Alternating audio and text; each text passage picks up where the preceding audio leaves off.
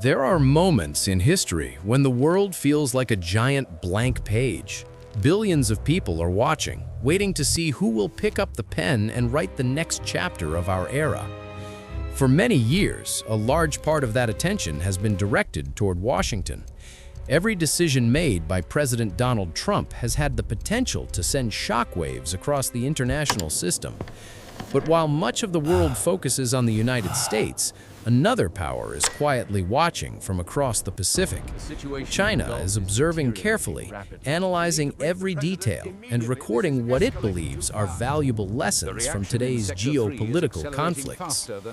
In Beijing, the war involving Iran is not seen merely as a regional conflict. Instead, many strategists view it as a massive strategic laboratory. It provides an opportunity to observe how the United States behaves during a crisis, how American leaders deploy military power, and how the U.S. political system responds once a war begins. For China, these developments are more than just headlines. They are data points that could influence some of the most sensitive geopolitical questions of the future, particularly the issue of Taiwan. Recently, analysts connected to the Chinese People's Liberation Army have publicly discussed what they describe as 5 major lessons learned from the war with Iran. However, many observers believe that the real number of lessons is probably far greater.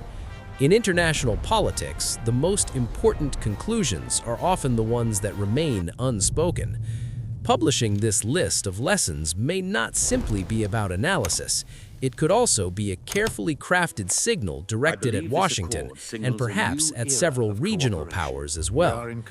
The message revolves around a deeper question. If large-scale conflict can erupt so suddenly in the Middle East, what might happen if a similar crisis emerged in East Asia? And perhaps more importantly, how stable is the current global order really? The first lesson often discussed in Chinese commentary is the danger that comes from within.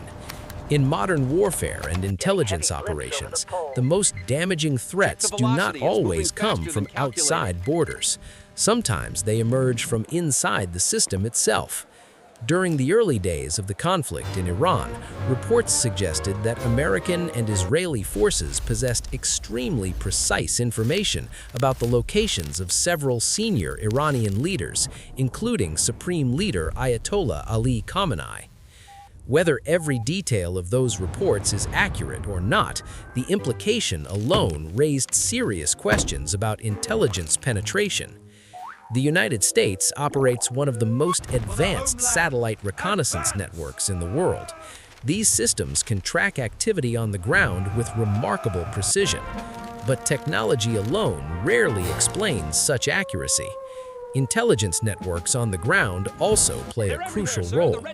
Israel's Mossad, for example, has long been known for its deep infiltration capabilities. Agents who understand local language, culture, and social patterns can gather information, verify reports from multiple sources, and significantly increase the accuracy of military planning. China also conducts extensive intelligence and cyber surveillance operations globally. However, observing a campaign that appeared so rapid and effective may have reinforced Beijing's awareness that intelligence warfare is becoming just as important as conventional military strength. It is also worth remembering that the CIA has previously released public recruitment videos aimed at Chinese military officers. Such actions are not only about recruiting informants, they also serve as psychological signals designed to create doubt and tension within rival systems. Over the past several months, President Xi Jinping has launched major anti-corruption campaigns and purges within the upper ranks of the Chinese military. Some senior officers have been removed from their positions. This has raised questions among observers. Are these moves part of a calculated effort to eliminate potential political rivals, or do they reflect deeper concerns about loyalty and internal security within the system? The second lesson discussed by Chinese analysts relates to what they call blind faith in peace. In their view, diplomatic negotiations do not always reflect true intentions. The conflict with Iran appeared to demonstrate that talks can continue even while military options remain on the table. For Beijing, this reinforces a long-standing belief that words spoken during negotiations cannot always be taken at face value. In international politics, it is entirely possible for countries to speak about diplomacy while simultaneously preparing for military action. From this perspective, China believes it must remain cautious when interpreting the signals sent by other major powers. Strategic ambiguity can often be used as a tool rather than a weakness. The third lesson focuses on military power itself. Throughout history, overwhelming force has frequently played a decisive role in determining the outcome of wars. Political arguments, legal debates, and moral claims may shape the narrative, but when a conflict escalates, the side with superior military capabilities often holds the advantage. This belief is one reason why China has been accelerating its military modernization programs. Defense spending continues to grow, naval capabilities are expanding rapidly, and new technologies such as drones, advanced missiles, and next-generation aircraft carriers are receiving significant investment. The strategic goal is clear: build enough strength that potential adversaries think twice before considering confrontation. However, Chinese analysts also emphasize a fourth lesson, which is the illusion of quick victory. A military campaign may succeed tactically while failing strategically. Destroying targets or weakening defenses does not automatically guarantee political stability afterward. A conflict can remove leaders or damage infrastructure, but the deeper problems within a society may remain unresolved. For Beijing, this lesson carries particular relevance when considering Taiwan. Chinese leaders often emphasize that reunification should ultimately create long-term stability rather than prolonged resistance. A situation where military control leads to years of unrest would carry enormous economic, political, and diplomatic costs. The fifth lesson concerns autonomy and resilience. Modern wars can disrupt global supply chains with surprising speed. Countries that depend heavily on foreign technology or external manufacturing might find themselves vulnerable during conflict. For this reason, China has been investing heavily in domestic technological development and strategic self-sufficiency. One example frequently mentioned is China's Beidou satellite navigation system. In an era when electronic warfare and signal interference are increasingly common, having an independent navigation system is considered critical.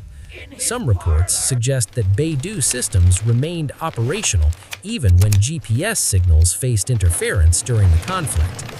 At the same time, the conflict has raised questions about the real-world performance of some defense technologies reportedly linked to China. There have been claims that certain air defense systems were neutralized early in the conflict. However, other analysts point out that clear evidence remains limited, and many of these reports rely on incomplete information. This highlights a familiar reality in modern conflicts. Information warfare often runs parallel to military operations. Narratives can spread quickly, and not all of them are verified. Some stories gain traction simply because they reinforce existing beliefs or political narratives. Another factor that China appears to be monitoring closely is the rate at which advanced weapons are consumed in modern wars. Precision missiles, guided bombs, and high-tech ammunition are extremely expensive and often take significant time to manufacture.